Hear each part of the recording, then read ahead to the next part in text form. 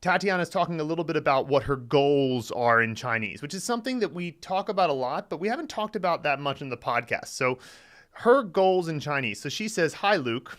Thank you for your email. My goals in Chinese involve being able to communicate. I've been working in Shanghai for 2.5 years now, and my Mandarin level is shamefully bad."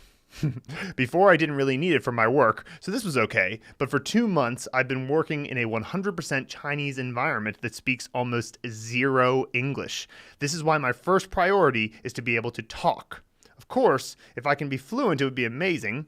I've tried several times to learn with private tutors, but it's been like you said in your videos. You learn for a short time, but then you forget, and so this has gotten me especially frustrated and causes me to drop out after a couple of months.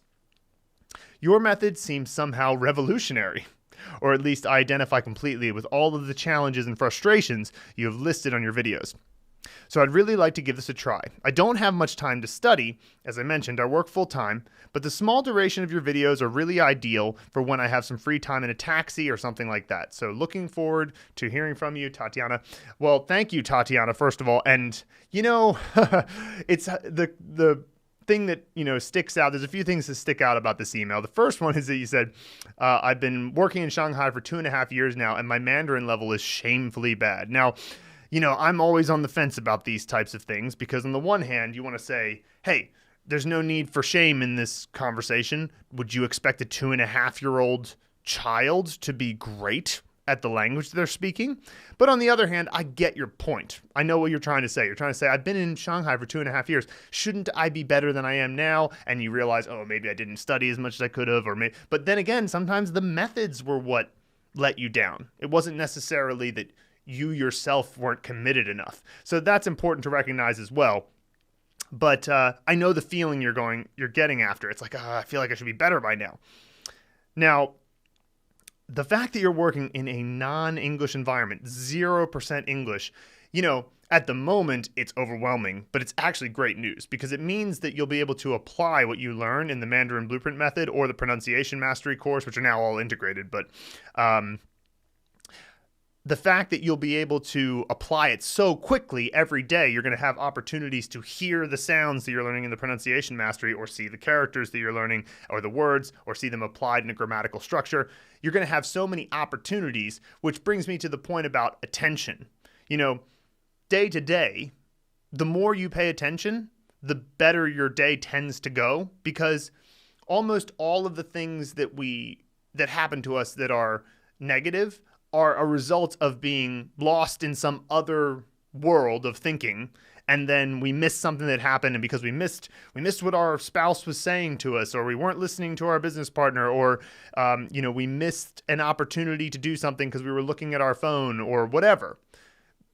It all comes down to attention, and if you can master your attention, your opportunities to learn go up. So what attention does is it increases your opportunities to learn. So if you're paying attention in the Mandarin Blueprint course, and then you're paying attention in your office, the opportunities to learn are going to be staggering. But it's, of course, a sort of meta skill to be aware that, I've let my brain go off into some other tangent as opposed to just being in the moment. So, I can always recommend, apps like Headspace for meditation. I've been using Sam Harris's Waking Up app for now about 3 months or so, and I find it very, very good and different from Headspace. So I can definitely recommend that one as well.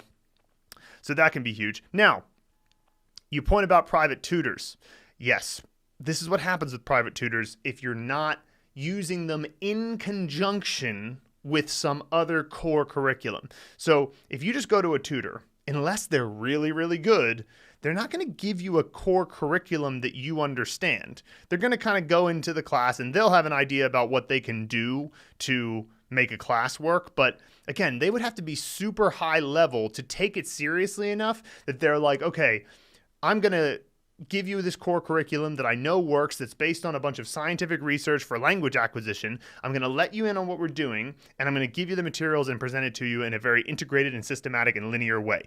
Good luck finding that tutor. It's not very likely. In all likelihood, they're going to be like most people. They're going to go, what can I do to get through this hour so that I can deserve to be paid to some degree? And they're going to do whatever the minimum amount is that will cause them to qualify still as a tutor and go from there. And I'm clearly not saying all tutors. I'm just saying that's probably the majority of tutors.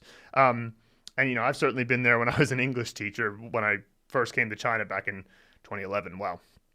So that type of thing happens all the time.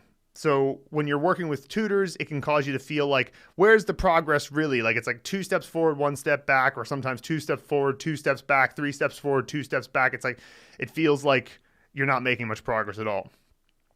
Now, then you say, your method seems somehow revolutionary. And, that's a really nice compliment to say. I don't know that that's the way that it's the right way to see it. I do think that there's never been anything like it before.